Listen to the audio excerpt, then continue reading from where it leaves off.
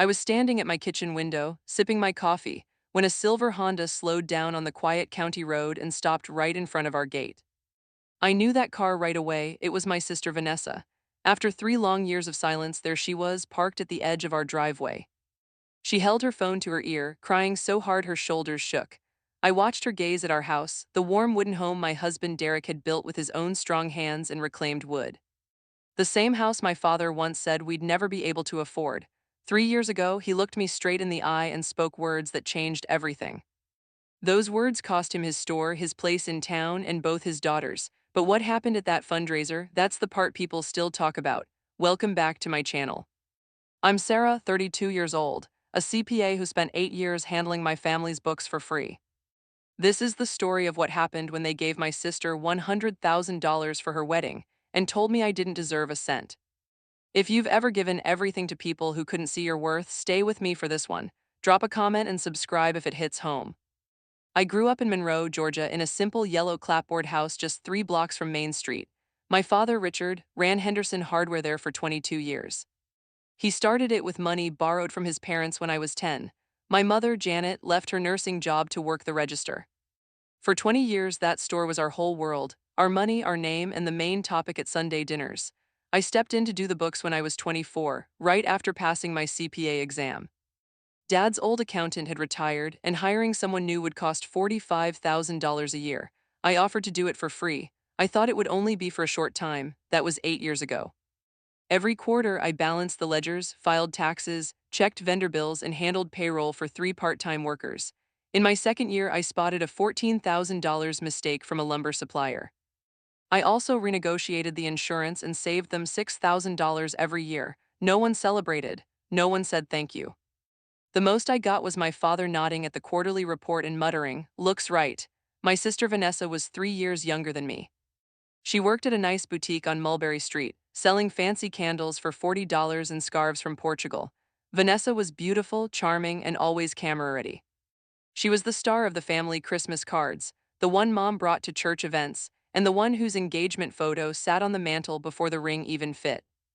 I was the one with a filing cabinet in my spare room and spreadsheets open on Christmas morning. I didn't resent Vanessa back then.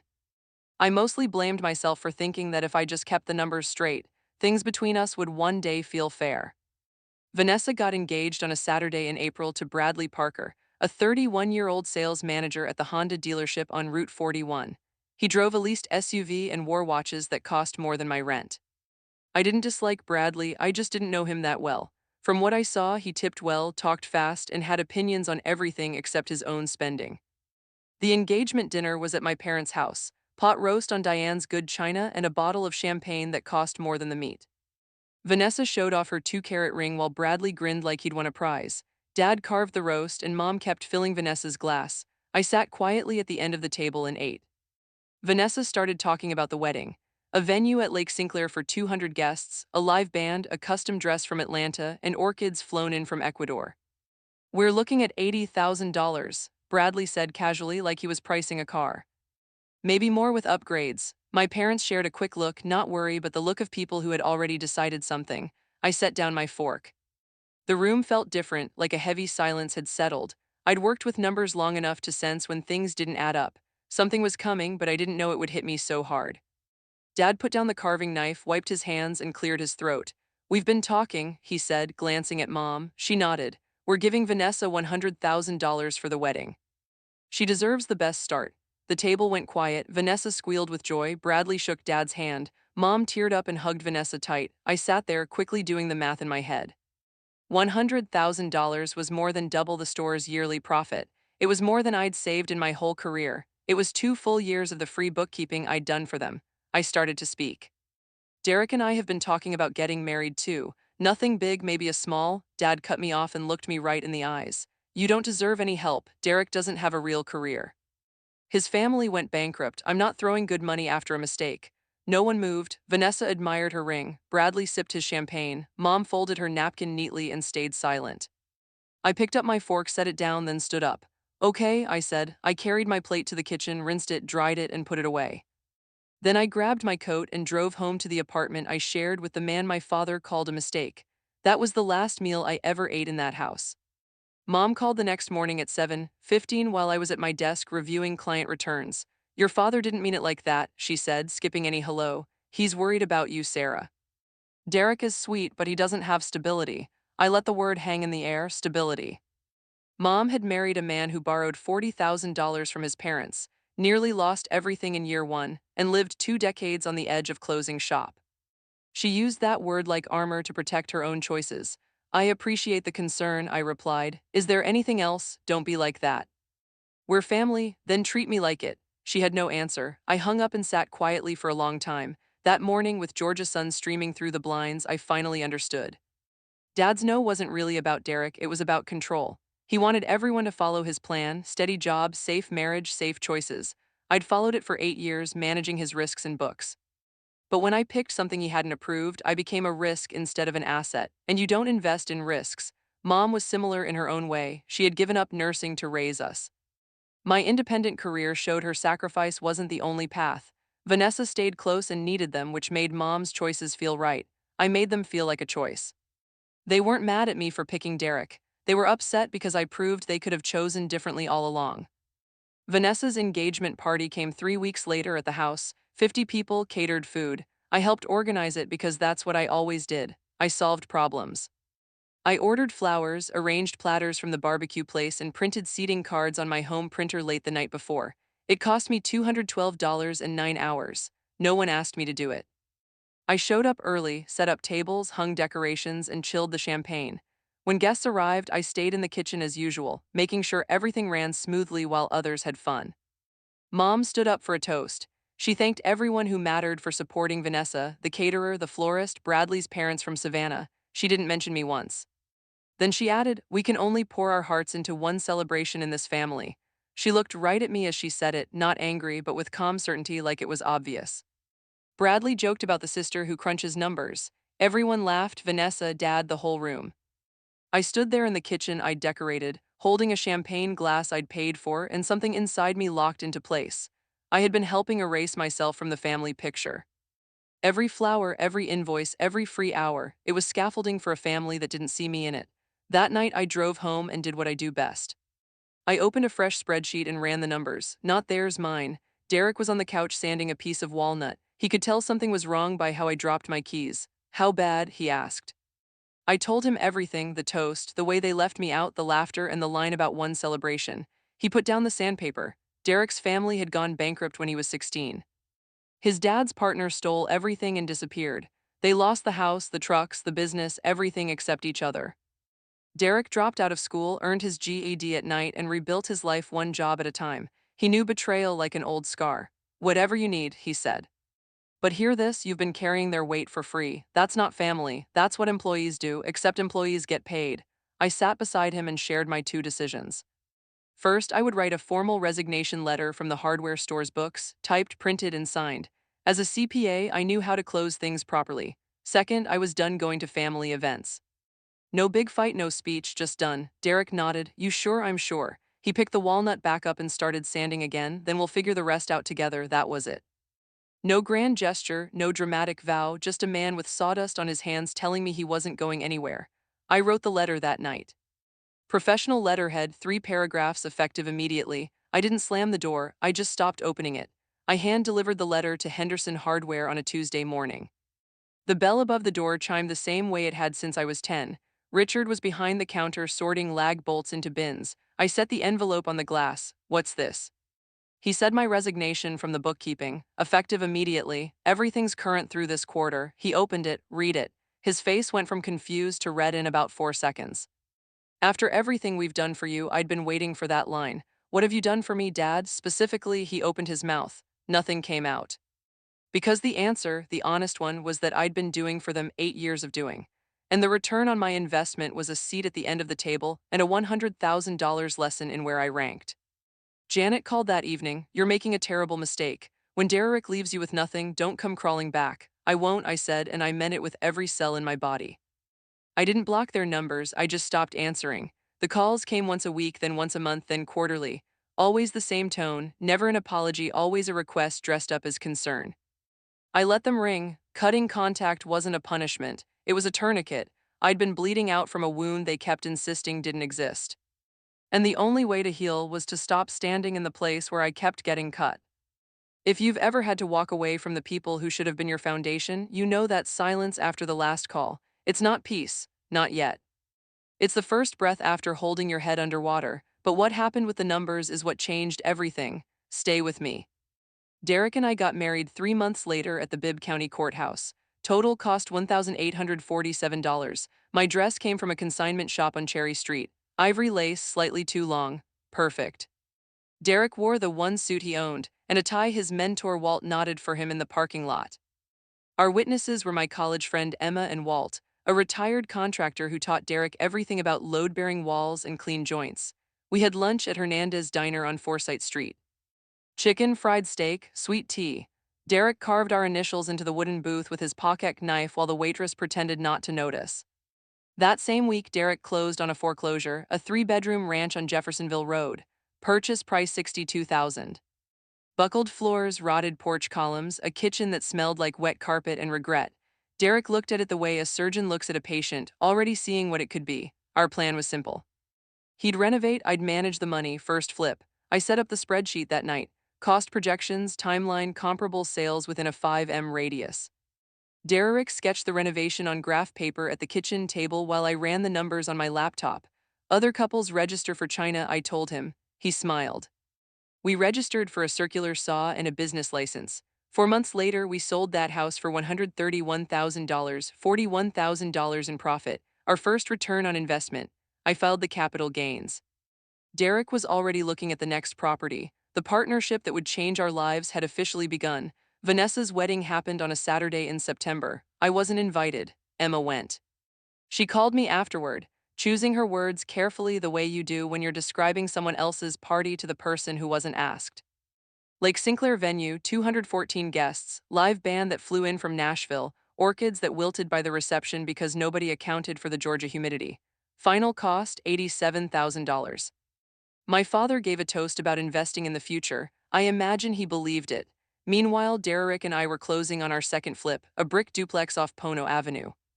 Purchase $71,000, renovation $34,000, sale $158,000, profit $53,000. My sister spent $100,000 on one night.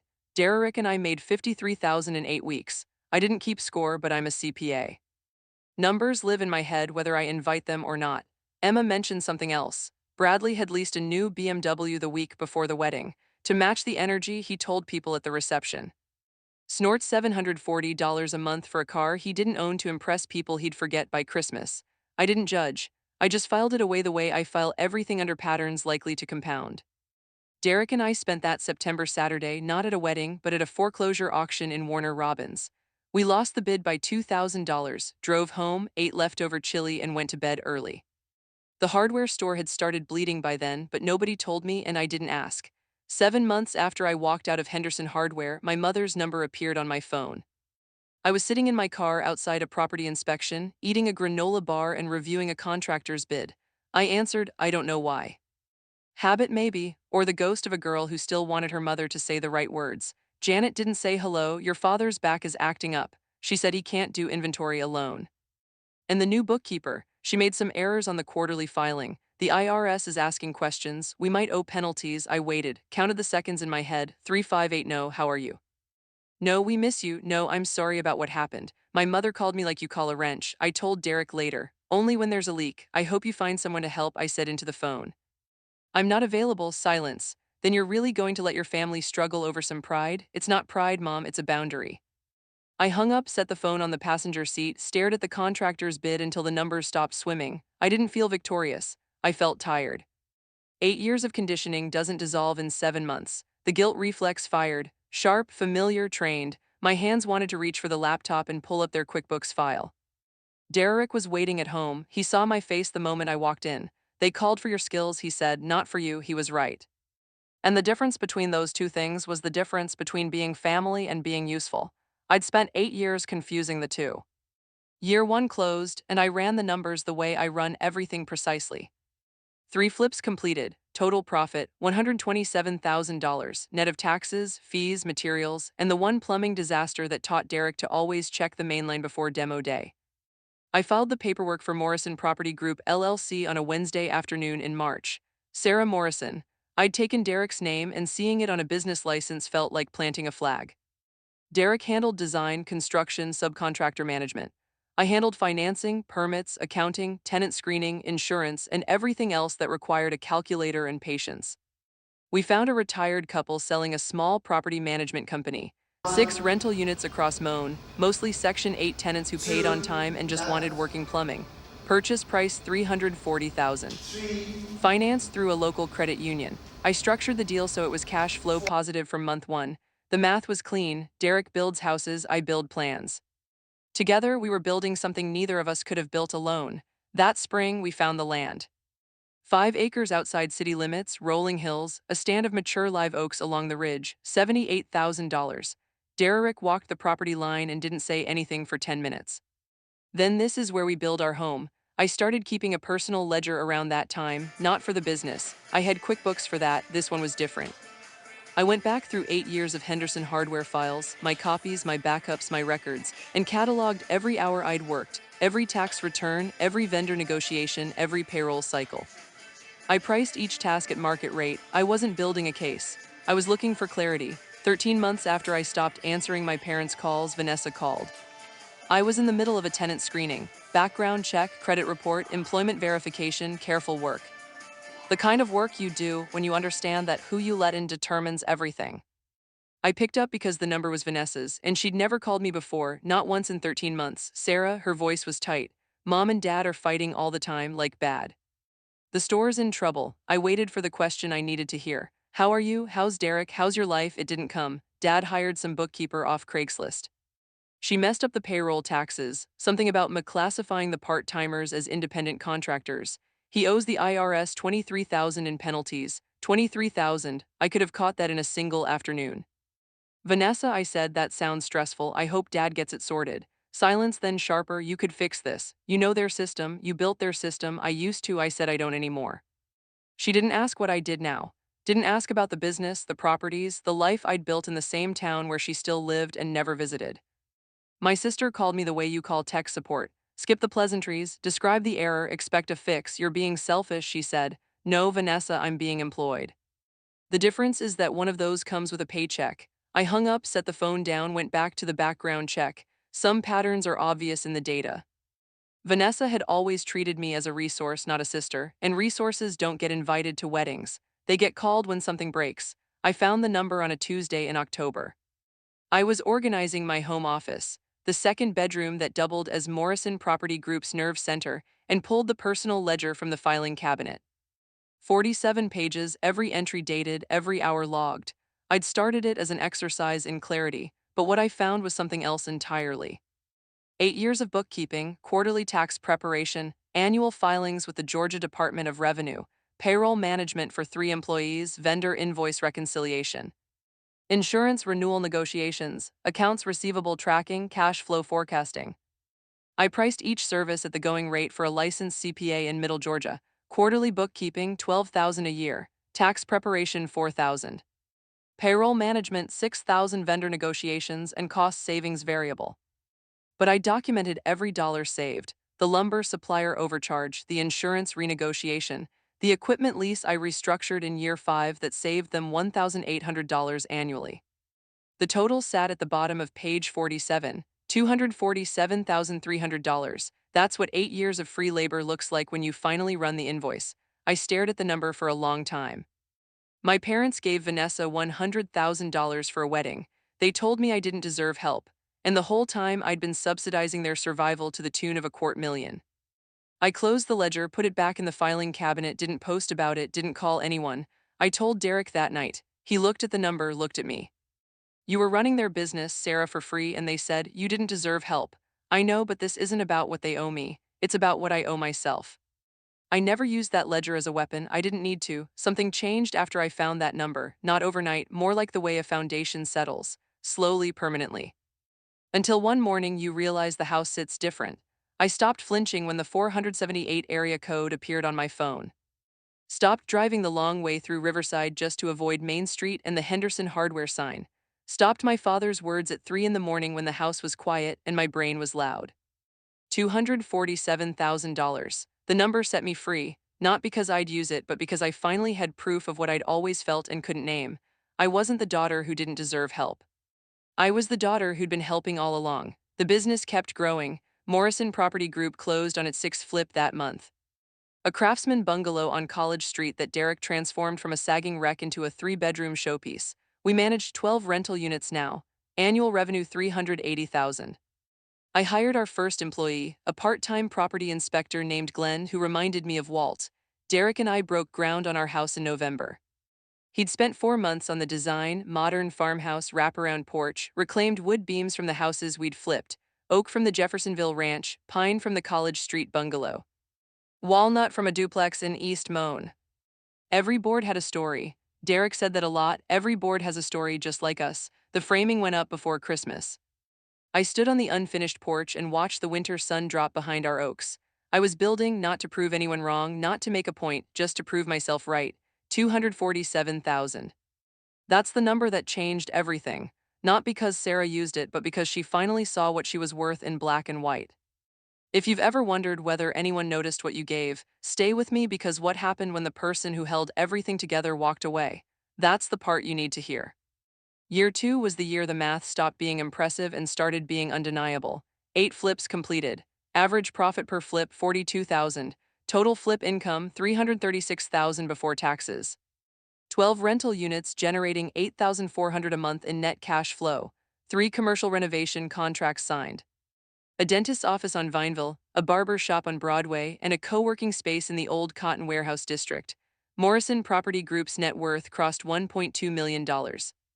No family money, no inheritance, no angel investor, just a CPA's spreadsheet discipline and a carpenter's refusal to cut corners.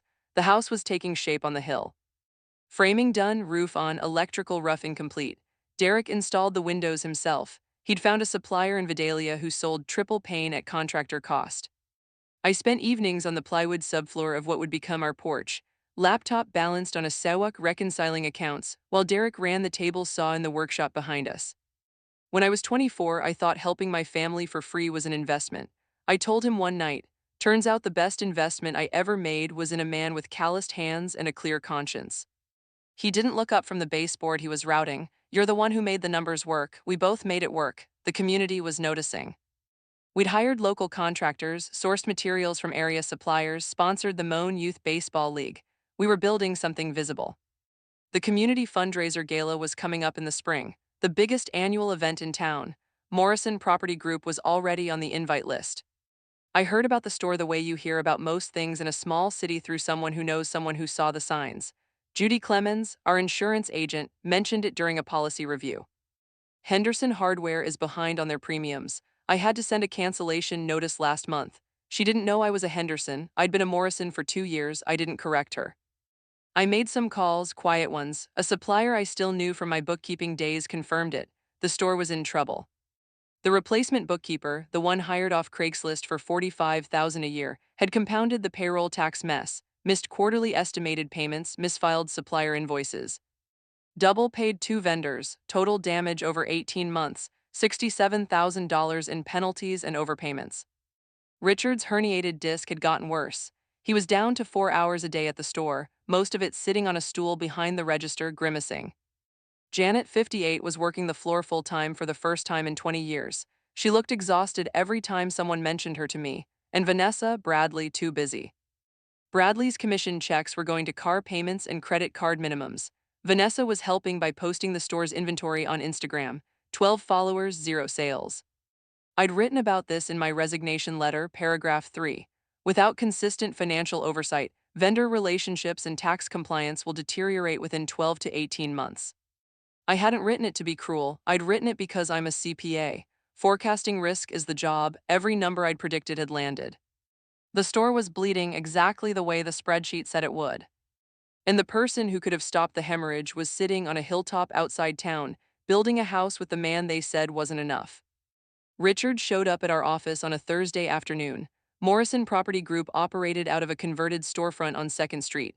Glass front, clean signage, 3 desks inside.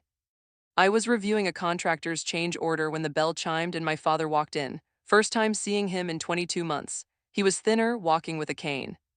The disc had gotten bad enough for one, but his jaw was set the same way it always was. The jaw that said he was right and the world would eventually agree. He glanced around the office, the framed business license on the wall, the property listings on the corkboard, Glenn at his desk running comparable sales. You need to come back and help with the books, Richard said. No greeting. Family helps family. I stayed seated. Family also shows up to each other's weddings. Dad, he blinked. Whatever script he'd rehearsed in the car, that line wasn't in it. That was different. We were trying to protect you from what? I gestured at the office. The glass walls, the organized desks, the employees visible behind me. From building this, he stood there. The cane trembled slightly. Whether from anger or the disc, I couldn't tell. I didn't come here to argue. I came because we need help. I needed help too, I said. 3 years ago, you looked at me and said I stopped. I didn't repeat the words. I didn't need to. They were already in the room, louder than either of us. He turned and walked out. The bell chimed again. Glenn looked up. Everything okay? Yes, I said. He came for my skills, not for me. I picked up the change order and went back to work. Some columns don't reconcile. You close the account and move on. Vanessa and Bradley separated 22 months after the orchids wilted. I didn't hear it from her. I heard it from Emma, who heard it from a mutual friend, who heard it from Vanessa's hairdresser. Small towns have a faster data transfer rate than fiber optic.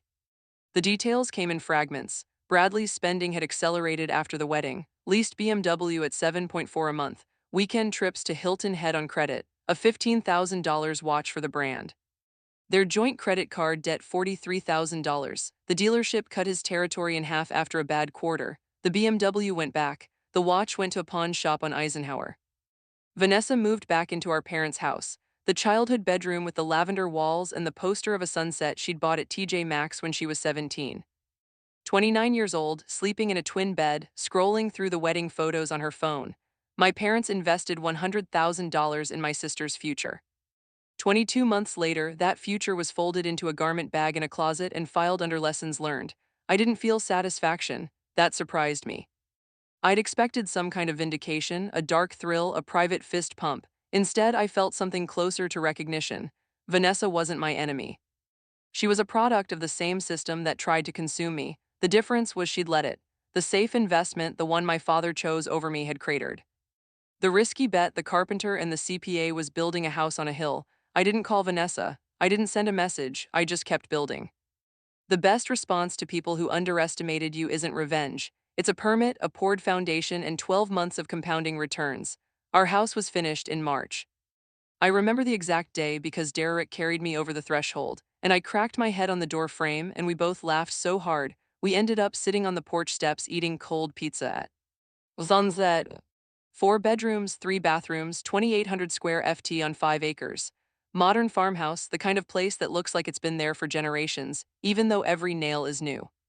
Reclaimed wood beams in the living room, oak from our first flip on Jeffersonville Road, handmade kitchen cabinets that Derek built over 3 weekends, sanded until the grain glowed like riverstone. Stone fireplace Derek laid himself from field stone we collected on the property. Wraparound porch wide enough for a table, 10 chairs, and the rocking chair Walt gave us as a housewarming gift. Appraised value $2.1 million. Land $78,000. Construction cost $410,000, because when your husband does 60% of the labor, the math is different. Location premium, craftsmanship premium, and 5 acres of Georgia hillside did the rest.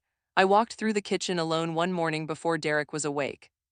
Ran my hand along the countertop he'd installed, butcher block from a reclaimed bowling alley in Milledgeville.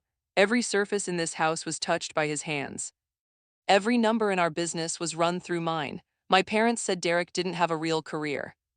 They were wrong about a lot of things, but that was the one I thought about most, standing in a house that proved them wrong without saying a word.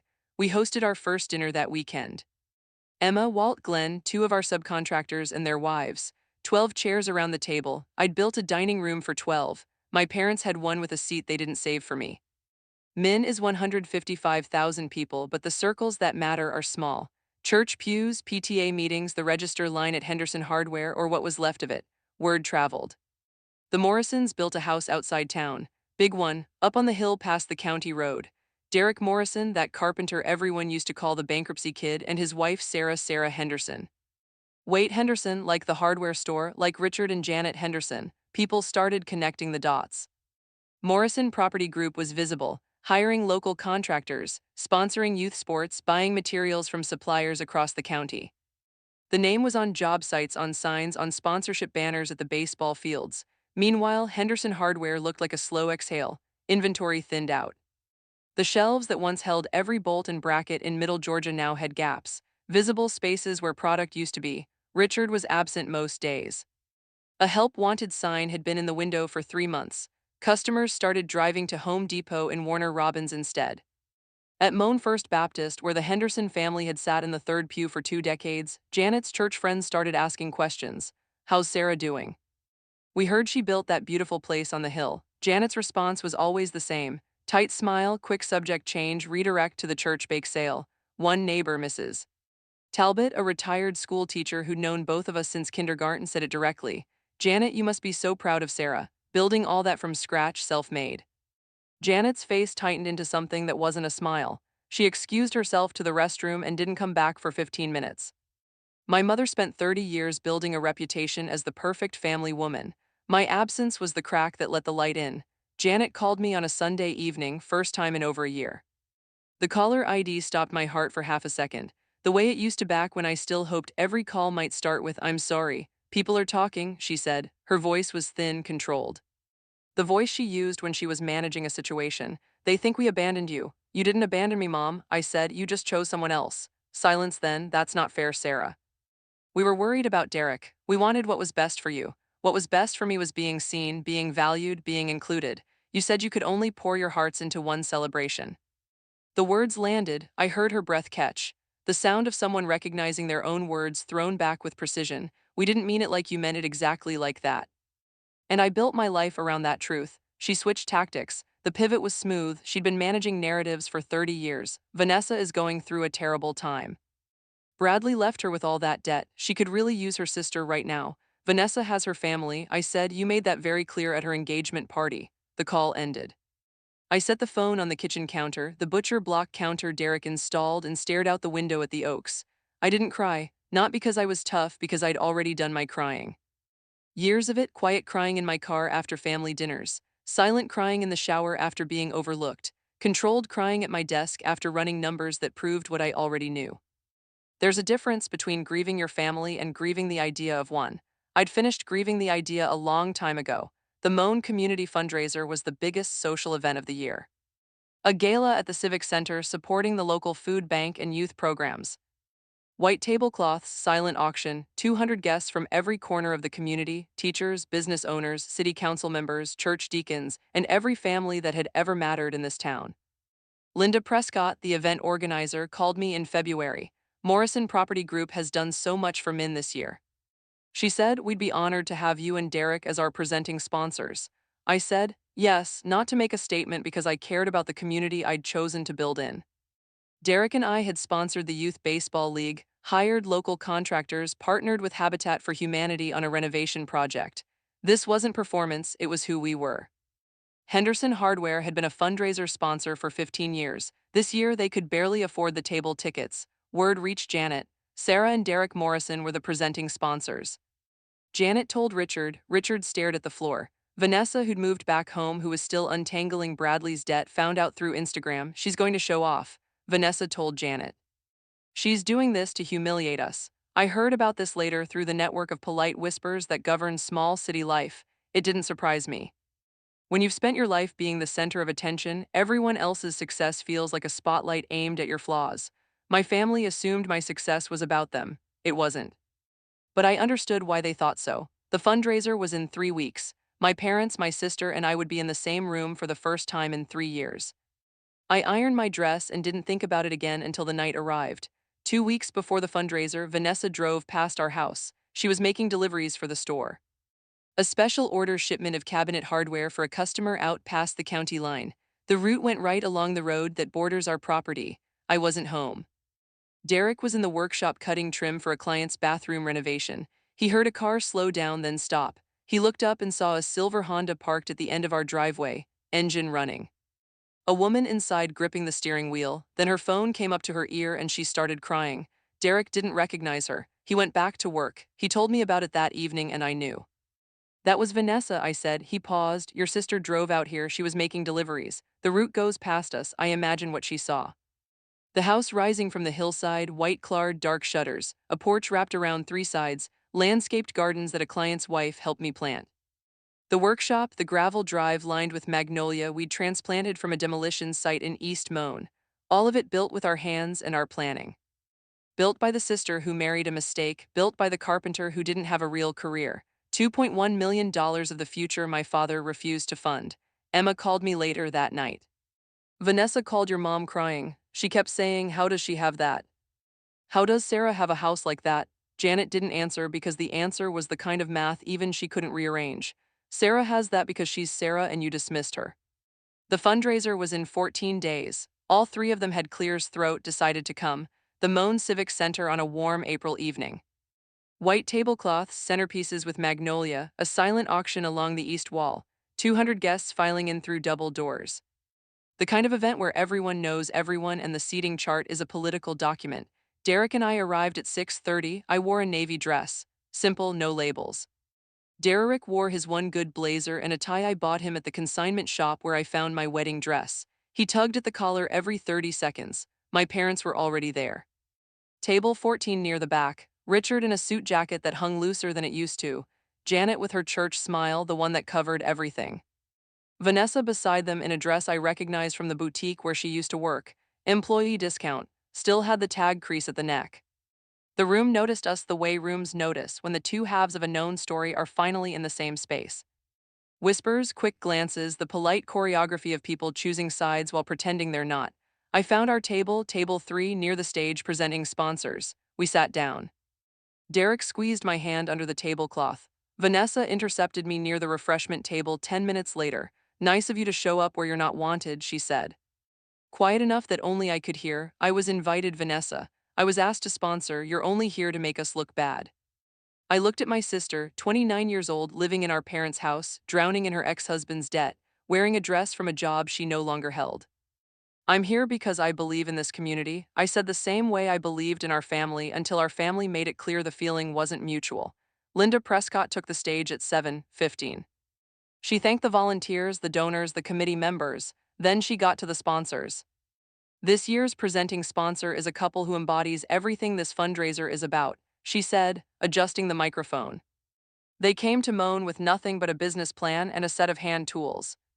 In 3 years, they flipped 8 homes, created jobs for a dozen local workers, and built one of the most respected property companies in Middle Georgia. Please join me in thanking Derek and Sarah Morrison of Morrison Property Group." The room stood. 200 people, teachers who'd taught me in high school, business owners who'd seen our signs on job sites, church members who'd watched the Henderson family sit in the third pew for 20 years, standing. Applauding for the daughter they were told didn't deserve help. I stood, nodded, sat back down. Derek did the same. No speech, no wave, just acknowledgement. Across the room, my family sat. Richard stared at his plate, the tendons in his neck drawn tight. Janet's smile was frozen, the kind of expression that takes every muscle in your face to hold. Vanessa's eyes glistened. She wiped them with a cocktail napkin she'd been shredding. Throughout the dinner, people came to our table. Not a stream, but a steady current. "We're so glad you and Derek are part of this community. Your renovations on Broadway are beautiful. My son applied for a job with your company. He said the interview was the most professional he'd ever had. Each compliment landed like a line item on a ledger I'd never have to show anyone." Table 14. The Hendersons remained quiet, not because people were cruel, because people pay attention to who builds up and who tears down, and 200 people had been watching. Richard found me during the silent auction. The crowd had dispersed through the East Wing, bidding on gift baskets and weekend getaways. I was reading the description on a framed watercolor of the Okolgie River when he appeared beside me. He smelled like aftershave and something else. The faint metallic sharpness of a man running on adrenaline and very little sleep. "You've made your point," he said. Low, controlled, the voice he used when he was negotiating with suppliers. "Now stop making us look bad." I didn't turn to face him. I kept reading the painting's description. "I'm not making you look like anything, Dad. I'm living my life. We gave your sister that money because she needed it more. She didn't have your skills." I turned, then looked at him, really looked. He was 61 years old, his back was bad, his store was dying. His favorite daughter's marriage had failed, and he was standing in front of the daughter he dismissed, asking her to shrink so he could feel tall. "I needed it too," I said. "Maybe not the money, but the belief, the faith. The same faith you gave Vanessa without a second thought. I was trying to protect you from what?" From building a $2 million company, from hiring 12 people, from standing in this room as the presenting sponsor of the fundraiser you used to sponsor. His mouth opened, closed.